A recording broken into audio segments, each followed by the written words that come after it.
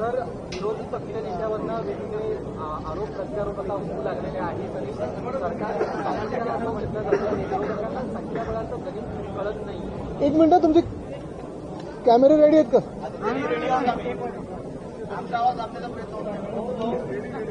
होयचे बहुमत. हा चल. विरोधकांकडनं सत्ताधारी असं म्हणतायत की विरोधकांना कळत नाहीये, त्यामुळे आता भाषण जाधवांना कॉर्नर केलं जातं. मला वाटतं ही जी चर्चा सुरू झाली, आज सकाळी सुरू झाली की विरोधी पक्ष नेता कोण होणार, कधी होणार, काय होणार, मला वाटतं सगळ्यात महत्वाचं म्हणजे कधी होणार हा एक विषय आहे. महाराष्ट्रासारख्या राज्यामध्ये एवढं निवडणुका झाल्यानंतर निवडणूक आयोगाच्या आशीर्वादानं बहुमताचं सरकार बसलेलं आहे आणि तरी नेमकं कोणाला घाबरतायत हे, कशाला घाबरतायत हे? विरोधी पक्ष नेतं वरच्या हाऊसमध्ये असेल किंवा खालच्या हाऊस म्हणजे आमच्या विधानसभेत असेल किंवा विधान परिषदेत असेल, दोन्हीकडे नसताना सरकारला नेमकी कशाची भीती आहे? बरं, असं झालेलं आहे की सरकारमध्येच दोन विरोधी पक्ष नेते तयार होत नाहीत ना, असा देखील प्रश्न कदाचित मुख्यमंत्र्यांना पडला असेल आणि म्हणून कुठच्याही बदल झालेला आहे विरोधी पक्षाच्या प्रस्तावाच्या ह्याच्यात, ह्या अफवांवर विश्वास ठेवू नका. कोणी बातमी पेरलेली आहे, कधी पेरलेली आहे, कुठच्या माणसांनी पेरलेली हे आम्हाला सगळं माहिती आहे. पण एक लक्षात घ्या तुम्ही, जे आमच्या कानावर येतं की सत्ताधारी जे बाक आहेत, एक पक्ष दोन गट असे जे आहेत, त्याच्यातून एका गटामधून 22 आमदार मुख्यमंत्र्यांच्या हाती लागलेले आहेत. जर तुम्ही गेल्या एका वर्षाचा अभ्यास केलात तर त्यांची कामं असतील, त्यांना फंड असेल, चांगलं मिळालेलं आहे. आणि उठ सांगितलं उठ, बस सांगितलं बस, उडी मार सांगितलं तर उडी मार, असं ते आता मुख्यमंत्र्यांच्या इशाऱ्यावर नाचायला लागलेलं आहे. नेमकं कोणी ह्याच्यातून धसका घ्यायचा हे ज्यांनी बातमी पेरली आहे हे त्यांना कळेल. देवेंद्र फडणवीस यांनी उद्धवजींवर टीका केली होती, उपहासात्मक होती की इंडिगो क्रायसिसमध्ये उद्धव ठाकरे, तुम्हाला माहिती असेल की इंडिगो विमानात जात नाही, चार्टर्डनी येतात. आणि आज भाजपचे आमदार प्रसाद लाड आणि चित्रा वाघ आणि प्रवीण दरेकर हे चार्टर्ड विमानाने आले, ते ट्विट सुद्धा त्यांनी केलं, मग ते डिलीट करायला लागलं. मला वाटतं काल फडणवीस साहेबांनी जी टीका उद्धव साहेबांवर केलेली आहे ह्याच्यात 2-3 गोष्टी महत्वाच्या पाहण्यासारख्या आहेत. पहिली गोष्ट म्हणजे कशासाठी ही टीका केली? जे इंडिगोचं पूर्ण घोळ झालेला आहे तिकडच्या सगळ्या पॅसेंजर्सची थत्त उडवण्यासाठी केली का? त्याच्यावरनं लक्ष विचलित करण्यासाठी केली का? केंद्र सरकार किंवा भाजपचं केंद्र सरकार ह्याला प्रश्न विचारू नये म्हणून केली का? हा सगळा एक वेगळी गोष्ट झालीच. पण काल स्वतः मुख्यमंत्री हे चार्टर्ड प्लेननी आले, त्यांचं विमान 2दा मुंबईला गेलं, इतर मंत्र्यांना आणलं. दोन्ही उपमुख्यमंत्री चार्टर्ड प्लेननी आले. आज काही भाजपचे आमदार चार्टर्ड प्लेननी आले. पण ह्याहूनही पुढे जाऊन मी तुम्हाला सांगतो, विधानसभेच्या प्रचाराचं तर वेगळंच. आत्ता सगळ्याच्या नगरपंचायत आणि बाकीच्या निवडणुका चालू आहेत, तेव्हा एक मुख्यमंत्री आणि 2 इल्लीगल उपमुख्यमंत्री, म्हणजे पद ती खरं ग्राह्य पकडूच शकत नाही, हे कुठच्या हेलिकॉप्टरनी फिरतात, किंवा इंडिगोनी फिरतात, स्पाइस जेटनी फिरतात, एसटी पकडून फिरतात, गाडीने तरी फिरतात का? एक उपमुख्यमंत्री तरी असे आहेत जे गद्दार आहेत, त्यांच्या गावी जायला रस्ते नाही आहेत, 2-2 हेलिकॉप्टर जातात. तसंच जर पाहिलं गेलं तर आत्ताच्या निवडणुकांमध्ये हे हेलिकॉप्टर घेऊन मंत्री, उपमुख्यमंत्री, मंत्री, मुख्यमंत्री फिरत आहेत. त्या हेलिकॉप्टरमधून ज्या बॅगा येत आहेत त्याच्यातून कुठच्या आनंदाचा शिदा वाटला जातोय हे देखील आम्हाला कळावं. कारण आम्ही ज्या विमानातून आलो आमच्या बॅगा तशा काही एवढ्या मोठ्या नव्हत्या. हे प्रचारात 3 तासासाठी तिथे जातात, 20 मिनिटासाठी जातात, पण आनंदाचा शिदा ह्या मोठ्या मोठ्या बॅगेतून घेऊन जातात. हा कुठचा वाटप नेमका होतोय? आणि म्हणून मी तुमचं सगळ्यांचं लक्ष पुन्हा एकदा या गोष्टीवर आणतो की आपल्या देशामध्ये 2014च्या आधी किती वेगळे एअरलाईन होते बघा, आणि नंतर 14 नंतर हे एअरलाईन मारत मोनोपोली झाली आणि केंद्र सरकारचं देखील ही एअरलाईन ऐकत नाही अशी दादागिरी करून केंद्र सरकारलाच हे उत्तर देणं गरजेचं. आणि नुसतं एका मंत्र्याला नाही तर केंद्र सरकार नेमकं काय करतंय याच्यावर प्रश्न आहे.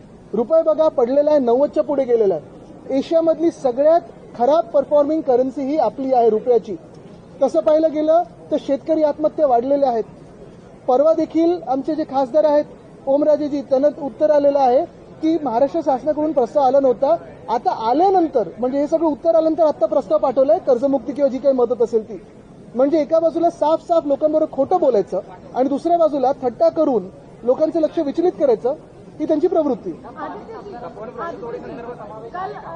एक मिनिट, मराठी पूर्ण होऊन हिंदी करूया.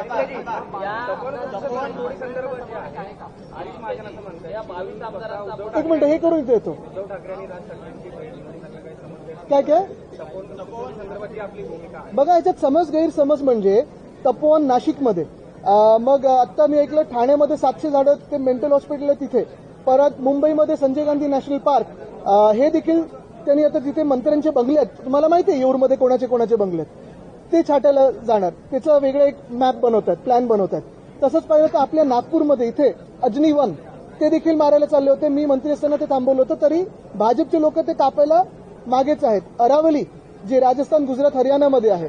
प्रत्येक ठिकाणी या देशभरामध्ये आपण पाहतो जिथे जिथे पर्यावरण काहीतरी वाचलेलं आहे तिथे ते पर्यावरण नष्ट कसं करायचं हे भाजपला बरोबर माहिती आहे. मग हायवे, बोगदे वगैरे विकासाच्या नावाखाली विनाश कसा करायचा हे माहिती आहे. तसंच पाहायला गेलं तर ताडोबा अंधारीच्या मध्ये जे कॉरिडॉर आहे तिथे मायनिंग आम्ही बंद केलं होतं. मायनिंग कशाला सुरू करताय तुम्ही तिथे? मेळघाटची वाट लावायचा कशाला हात घालताय? वेस्टर्न घाट्समध्ये सह्याद्री जो आपला पूर्ण पर्वतमाळा आहे तिथे देखील आहे ना मायनिंग सुरू करायचंय. एकंदर कुठेही पर्यावरण चांगलं ठेवायचंच नाही, जगू शकतच नाही कोणी, अशी परिस्थिती करून ठेवायची. विश्व हिंदू परिषदेला साहेबमध्ये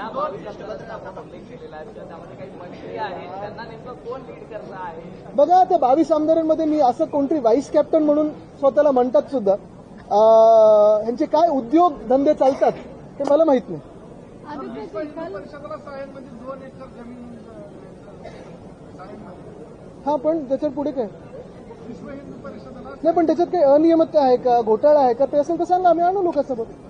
सर, कल एकनाथ शिंदे जी का कहना है कि विरोधी पक्ष स्पीड ब्रेकर का काम कर रहा है, हमारा पैर एक्सीलरेटर पे रहता है, उसके बाद भी प्रोजेक्ट की धीमी गति क्यों है? बिल्कुल, क्योंकि इनका पैर एक्सीलरेटर पे रहता है लेकिन आंखें पैसों पे रहती है, रास्ते पे नहीं रहती है. इसलिए तो हमें स्पीड ब्रेकर गतिरोधक बनना जरूरी होता है. आदित्यजी, विरोधी पक्ष नेते पदावरून टोलवाटोली का होत आहे?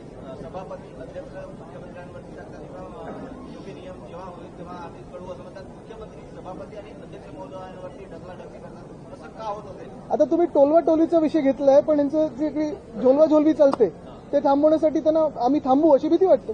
हिवाळी अधिवेशन 2 महिन्याचं घेण्यात यावं असं नाना पटोले यांनी मागणी केली आणि एक मिनिट. भास्कर जाधवांनी त्याला दुजोरा दिला आहे, पण अध्यक्षांनी किंवा मुख्यमंत्र्यांनी याकडे पाठ फिरवली. हो, कारण थंडीच नाही तर ते हिवाळी अधिवेशन जेव्हा सुरू होईल. पण गंमत जरी बाजूला ठेवली तरी एक महत्वाचं आहे, जे आत सगळी चर्चा होते, अर्थात बीएससीच्या चर्चा बाहेर करत नाही कोणी, बरोबर आहे. पण ते जरी झालं तरी हे नेमकं अधिवेशन आपण पाहतोय, म्हणतायत 7 दिवसाचं, चर्चा आहे 5 दिवसात उरकतील.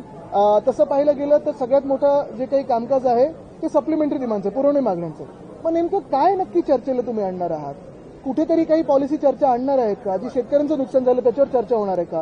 काय मदत तुम्ही दिली त्याच्यावर चर्चा होणार आहे का? शहरांचं जे आपण पाहतोय सगळी वाट लागत चालली त्याच्यावर काही चर्चा होणार आहे का? अजनीवन असेल, तपोवन असेल, पुण्यातलं रिव्हरफ्रंटचं पूर्ण विनाश करण्याचा प्रयत्न असेल, ह्याच्यावर चर्चा होणार आहे का?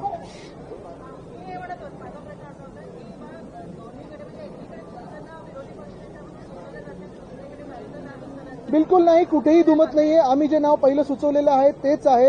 ही अफवा जसं मी सांगितलं एका गटातल्या 2 लोकांनी पेरलेली आहे सकाळी आणि ते एक चॅनल चालवली. अफवांवर विश्वास ठेवू नका, हा सोर्स चुकीचा आहे. आदित्यजी, तळ कोकणामध्ये पण ह्याच्यावर विश्वास ठेवा की त्या गटातले 22 लोक उडी मारायच्या तयारीत आहेत. आदित्यजी, तळ कोकणामध्ये स्थानिक स्वराज्य संस्थांच्या निवडणुकामध्ये शिवसेनेचे आमदार निलेश राणे यांनी भाजपवरती पैसे वाटप करत असल्याचा आरोप केला होता. मात्र आज विधानभवनाच्या आवारामध्ये आमदार निलेश राणे आणि भाजप प्रदेशाध्यक्ष रवींद्र चव्हाण यांची मन की बात होताना पाहायला मिळाली. बघा, मी त्यांच्या अंतर्गत विषयावर बोलणार नाही, पण शिवसेना ही एकच आहे आणि शिवसेना उद्धव बाळासाहेब ठाकरे पक्ष हा एकच आहे. बाकीचा मिंदेगटाबद्दल त्यांना शिवसेना बोलणं योग्य नाही. त्यांनी सगळं चोरलेलं आहे. काय सांगाल म्हणजे ह्यांनी आता जाऊन शेतकऱ्यांमध्ये बोललं पाहिजे की जे त्यांनी निवडणुकीच्या आधी वचनं दिली होती ती कधी पूर्ण करणार. आपल्याला आठवत असेल इकडच्याच अधिवेशनात उद्धव साहेबांनी मुख्यमंत्री झाल्या कुठेही निवडणुका समोर नजरेत नसताना देखील शेतकऱ्यांसाठी कर्जमुक्ती ही जाहीर केली होती. कर्जमाफी पण आम्ही बोलत नाही, मुक्त बोलतो आम्ही, माफ गुन्हेगाराला करतो. पण हेच सरकार, भाजपचं सरकार आणि सोबत 2 जे गट आलेत ते आता थट्टा उडवतात शेतकऱ्यांची आणि सगळ्यांची. धन्यवाद.